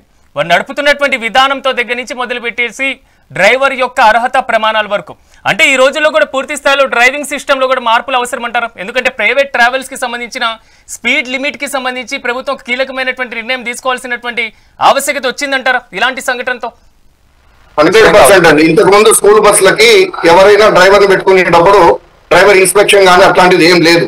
కానీ ఇప్పుడు డ్రైవర్ తో పాటుగా స్కూల్ బస్ తో పాటుగా వెళ్ళేసి ఆ డ్రైవర్ లైసెన్స్ ఫిట్నెస్ అన్ని చెక్ చేసిన తర్వాత వాళ్ళు ఫిట్నెస్ చేస్తున్నారు స్కూల్ బస్సులకు వచ్చినప్పుడు. అదే విధంగా ప్రైవేట్ ట్రావెల్ బస్సులకు ఎందుకు చేయరండి? ఆ డ్రైవర్ పర్మనెంట్ డ్రైవర్, ఆ టెంపరీ డ్రైవర్, ఇష్టం ఉన్న డ్రైవర్ పంపకుండా ఆ బస్ నెంబర్ కి ఆ డ్రైవర్స్ ఎంతమంది ఉన్నారు, ఎంత ప్రయాణం చేస్తుంది, ఎన్ని కిలోమీటర్లు పోతుంది, వాళ్ళ కెపాసిటీ ఉందా లేదా, 200 కిలోమీటర్లు నడుపుతాడా, 400 నడుపుతాడా, అప్ అండ్ డౌన్ వాళ్ళే పోయి వస్తున్నారా, ఇవన్నీ గమనించాల్సిన బాధ్యత ఆఫీసర్దేనండి. ఇలా ఎవరికి కూడా చెకింగ్ లేదు. ఎవరినో బట్టి ఇప్పుడు ఇందాక చెప్పారు కదా రామన్ గారు, కానీ వాళ్ళు చెప్పినప్పుడు ఎవరు పడితే వాళ్ళే డ్రైవర్లను ఎక్కించుకోవడం, క్లీనర్లను ఎక్కించి పడేయడం, క్లీనర్లు ఎక్కించి డ్రైవింగ్ లో ఇచ్చేయడం. 2 డ్రైవర్లు ఉండాలండి, కనీసం 500-600 కిలోమీటర్స్ హైదరాబాద్ టు బెంగళూరు పోతుంది అంటే 600 కిలోమీటర్స్. 2 డ్రైవర్ కంపల్సరీ ఉండాలి. క్లీనర్ కూడా డ్రైవర్ కూడా ఉంటాడు, మధ్యలో డ్రైవర్ తీసి క్లీనర్ కి ఇస్తాడు. ఆయనకి అనుభవం ఉండదు. ఆ అనుభవం లేక ఇట్లాంటి యాక్సిడెంట్ జరిగే అవకాశాలు ఎక్కువ ఉంటాయి. ఇంకోటి స్పీడ్ కూడా ఎక్కువ పోతుంటారు. మంచి రోడ్డు ఉన్నప్పుడు కొద్దిగా దాటిన తర్వాత 100 పోతాడు, 120 పోతాడు. అది కంట్రోల్ రాదు, ఎందుకంటే హైట్ ఎక్కువ ఉండే బస్సు తొందరగా పడే అవకాశాలు ఉన్నాయి. ఏదో ఇట్లాంటివి జరిగినప్పుడు కంట్రోల్ కాకుండా కూడా అవకాశాలు ఎక్కువ ఉంటాయి. కాబట్టి మెజర్మెంట్స్ తీసుకోవాల్సిన బాధ్యత రవాణా శాఖది. రవాణా శాఖ మంత్రులు ఏం చేస్తున్నారో ఇప్పుడు చెప్పాలి జవాబు. దీనికి ఎలక్షన్ ఒకటే చూడడం కాదు, రవాణా శాఖ మంత్రులు ఎక్కడున్నారు, దీని మీద ఇప్పటివరకు ఎందుకు స్పందించట్లేదు? ఆయన స్పందించాలా. ఇక్కడ కమిషనర్ హైదరాబాద్ లో చేసిందా ఫిట్నెస్, ఎక్కడ చేసిందో? ఒకసారి నేను సురేంద్ర గారి అభిప్రాయం తీసుకొని వస్తాను. సుధీంద్ర గారు నమస్తే. సుధీంద్ర గారు, ఓవరాల్ గా ఇప్పుడు జరుగుతున్నటువంటి ఇన్సిడెంట్ లో పాలెం ఘటన చూసాం, అప్పుడు దానికి సంబంధించిన డిస్కషన్ అయిపోయింది. దాని తర్వాత కొండగట్టు ఘటన, అంటే ఈ ప్రతిసారి ఇది ఒక చర్చ రావడం, వారు కూడా రావడం, క్షతగాత్రులకు కొంతవరకు పరిహారం ఇవ్వడం, వెళ్ళిపోవడం. కానీ ఎక్కడ పులి స్టాప్ దీనికి? ప్రమాణాలు పాటించకుండా, కఠిన చర్యలు తీసుకోకుండా, కఠినమైనటువంటి వ్యవస్థ లేకుండా ఉంటే అక్కడ చనిపోయినటువంటి బాధితుల సంఖ్య వేలల్లో కనబడుతుంది రోడ్డు ప్రమాదాలు. సరే, ఆ కుటుంబాల్లో లోటును ఎవరు పూడ్చేది? పోయిన ప్రాణం వెనక్కి తీసుకుని రాలేము. రెండోది ప్రమాదాలకి ముఖ్యమైన కారణం అతివేగం. మనం కూడా బస్సు ఎక్కేటప్పుడు అంత టైం పోదాడో లేదని చెప్పి ఎక్కుతామే కానీ బస్సు కండిషన్ ఎట్లుంది, బస్సు డ్రైవర్ ఎట్లున్నాడు అవన్నీ ఏం చూసే పరిస్థితి మనం కూడా లేము. రెండోది పల్మాల్స్గా చిన్న ఇది నేను దీంట్లో ఈ విషయంలో చెప్పకూడదో తెలియదు. మామూలు గురక, యాక్చువల్గా డ్రైవర్స్కి గురక ఎక్కువ ఉన్నప్పుడు వాళ్ళకి డే టైమ్ స్లీప్నెస్ ఎక్కువ ఉంటుంది అనమాట. అర్లీ మార్నింగ్ కొంచెం తూగే అవకాశం ఎక్కువ ఉంటుంది. ఆ స్పీడ్లో పోయేటప్పుడు యాక్సిడెంట్ అయ్యే అవకాశం ఎక్కువ ఉంటుంది. సో మనం ఇవన్నీ అంటే వాళ్ళకి ఏం జబ్బులు ఉన్నాయి, వాళ్ళకి ఏం వాళ్ళ అర్హత ఏమిది, వాళ్ళు ఎంతమంది నడుపుతున్నారు అవన్నీ చూసుకుని ఎక్కే పరిస్థితి మనం లేం. మనం ఎంతసేపునా ఆ టైంకి పోగలమా లేదా, బస్సు అందంగా ఉందా లేదా, బస్సు ఆ టైంకి పోతుందా లేదా చూసి ఎక్కుతున్నామే కానీ ఇవన్నీ ఎక్కడ పట్టించుకునే పరిస్థితిలో మనం లేం. సో వాళ్ళ అలవాట్లేమి, వాళ్ళ ఇప్పుడు మనకు ఒక స్కూటర్లో పోతే ఇది మందు తాగుతున్నారా చెప్పి టెస్ట్ చేస్తారు కానీ వాళ్ళకేం అట్లాంటి టెస్ట్లు ఏమి ఉండవు. సో ఇవన్నీ టెస్ట్ చేసుకుని ఎక్కగలిగితే నిజంగా ఇట్లాంటి ప్రమాదాలు ప్రివెంట్ చేసే అవకాశం ఉంది. కానీ ఇవన్నీ మనం చేసే పరిస్థితిలో మనం లేము, వ్యవస్థ అట్లా లేదు. కాబట్టి తప్పకుండా మనం దీన్ని ఎటో జాగ్రత్త పడిచి ముందు పోతే తప్ప మనం దీని నుంచి బయటపడలేము. గారు ఇక్కడ ఎక్కడంటారు ప్రజలు కూడా చెక్ చేసుకోవాలనేటువంటి అంశాన్ని మీరు ఎలాగో లేవనెత్తారు కాబట్టి, ప్రజలు కూడా అవగాహన కావాలి అనేటువంటి అంశాన్ని ఎలాగో ప్రస్తావించారు కాబట్టి, సో ఎలాంటి అవగాహన అవసరం అంటారు ప్రజలు కూడా? సార్ యాక్చువల్గా కొన్ని ఈ రెడ్ బస్ సీట్ అనమాట బుక్ చేసినప్పుడు వాళ్ళు మనకు ఇది పంపిస్తారండి, డ్రైవర్ నెంబర్ ఎంత, డ్రైవర్ నెంబరు, బస్ నెంబరు అన్ని పంపిస్తారండి. సో కానీ మనం మనం ఫోన్ చేసినప్పుడు ఎత్తేవాళ్ళు డ్రైవరో ఎవరో మనకు తెలియదు. సో బస్ మాత్రం అదే రావచ్చు, మీరు చెప్పినట్టుగా వేరే బస్ కూడా రావచ్చు. సో ఇవన్నీ మనం కరెక్ట్గా చూసుకుని ఎక్కగలిగితే నిజంగా బాగుంటుందండి. ఇవన్నీ జరగటం లేదు. తర్వాత అన్ని బస్సెస్ కూడా లేవు, ప్రభుత్వ రంగంలో లేవు, ప్రైవేట్ రంగంలో కూడా పోటీతత్వం ఎక్కువైపోయింది. దీంతో మనం ఈ ప్రమాదాలను మనం చవి చూడాల్సి వస్తాం. దీని నుంచి మనం బయటపడాలి అంటే నెంబర్ ఆఫ్ ఆపరేటర్స్ పెరగాలి, నెంబర్ ఆఫ్ అంటే మన గవర్నమెంట్ సర్వీసెస్ దండిగా పెంచి మంచి అమ్యూనిటీస్ ఇవ్వగలిగితే ఇవన్నీ పాల్గొనే అవకాశం ఉంది. రామరెడ్డి గారు, ప్రమాదం జరిగినటువంటి సమయంలో ఒక్కసారిగా నిద్ర మొత్తులో ఉన్నటువంటి పరిస్థితుల్లో ఏం చేయాలో అర్థం కానటువంటి సిచ్యువేషన్ ఉంటుంది. ఆ సందర్భం ఇక్కడ ఎదుర్కొన్నటువంటి పరిస్థితి కూడా ఉంటుంది. కానీ పూర్తి స్థాయిలో అద్దాలు పగలగొట్టడానికి ఎక్కడైనా హ్యామర్స్ కనబడడం కానివ్వండి, లేకపోతే ఒక అగ్ని పూర్తి స్థాయిలో ఫైర్ సేఫ్టీ మెథడ్స్ కానివ్వండి, ఆ బస్సులో మీరు ఎక్కే ముందు ఏమైనా గమనించారా? ఎక్కేటప్పుడు మేము గమనించినాకే అన్ని కర్టెన్స్ చేసి ఉన్నాయి సార్. హలో, ఎస్ రామరెడ్డి గారు చెప్పండి. ఎక్కేటప్పుడు ఆల్రెడీ కర్టెన్స్ అన్ని వేసేసి ఉన్నాయి సార్. తర్వాత ఈ సిచ్యువేషన్ అయ్యి చూడడానికి లోపలంతా కూడా నల్లగా పొలతోటి మొత్తం ఎవరెవరున్నారో కూడా ఎవరెవరితో తొక్కుకుంటున్నారో ఎవరెవరు దోసుకుంటున్నారో కూడా లోపల తెలీదు. అరుపులు కేకలతోటి బయట పడ్డాం సార్, అంతే. ఇంకా అది ఆ టైం చుట్టి హ్యామర్ ఇవన్నీ మనం చెప్పే వరకు కనబడుతున్నాయి తప్ప ఆ సిచ్యువేషన్ ఎక్కడ మనం తీసి దాన్ని కొట్టి అంత ఆలోచన కూడా రాకుండా గుర్తు బదులు కొట్టుకుని భయపడిపోవాలి అనేది పడ్డాను సార్, అంతే.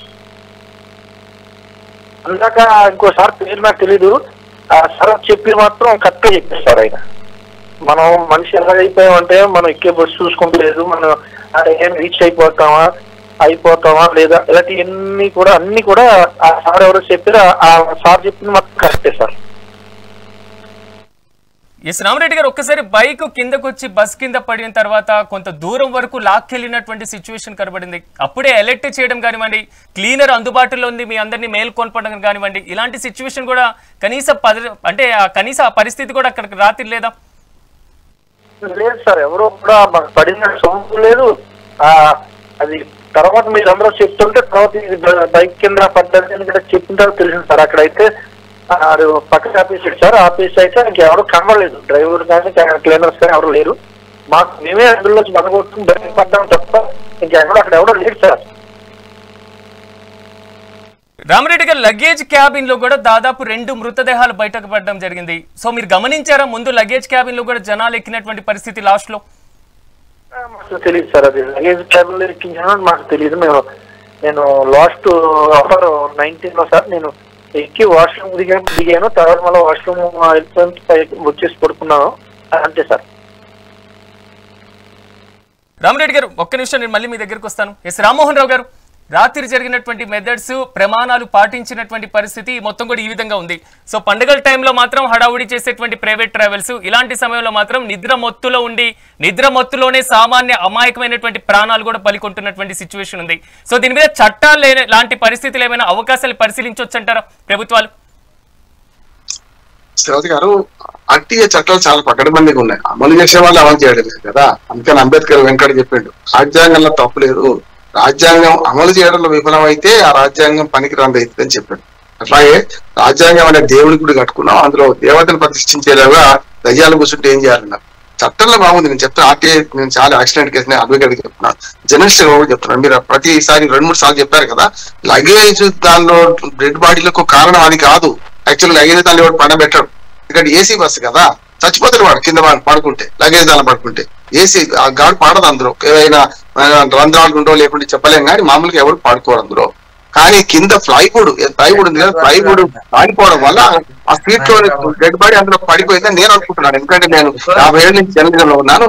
జర్నలిజంలో నేను చాలా ఇటువంటి యాక్సిడెంట్లు చూస్తే మీరు అన్నదే, ఇప్పుడు ఏమైతే డెడ్ బాడీ ఉన్నాయి, ఎట్లా ఉన్నాయి, అందులో పడుకోబెడితే కాదు, సీట్ మీద ఉన్నవాడే కింద నేల కదిలిపోయినట్టే కదా, ఆ ప్లైవుడ్ కాలిపోతుంది, అందులో పడిపోయినాయి కింద, అదే కదా. అందుకని అదొకటి అనుకుంటున్నాను నేను, దాని కారణం అది కాదు. రెండోది కూడా చెప్తున్నాను ఏంటంటే, జోజి గారు ఒక మంచి సూచన చేశారు. ఇవన్నీ నేను చాలా టీవీలో చెప్తాను, జోజి గారు అభినందిస్తాను. ఎందుకంటే వారు ఏమన్నారు, మనకు అందరూ డ్రైవర్లు ఎక్స్పర్ట్ కాకపోవచ్చు, అందరూ చెప్పే పద్ధతి వేరుగా ఉండవచ్చు. ఇప్పుడు రాము గారు ఒక మనం మాట్లాడే వాళ్ళే 4 రకాలు చెప్పినాం.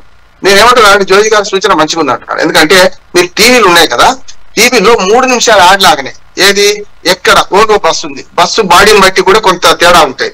ఎక్కడ ఎమర్జెన్సీ డోర్లు ఉన్నాయి, ఎక్కడ హ్యామర్స్ ఉన్నాయి, ఎక్కడ మనకు కార్బన్ డైఆక్సైడ్ ఒక సిలిండర్స్ ఉన్నాయి, ఇవి చెప్పి మీరు ప్రమాదం జరిగితే ఈ పనులు చేయొచ్చు అని 3 నిమిషాలు చెప్పొచ్చు అంటున్నారు.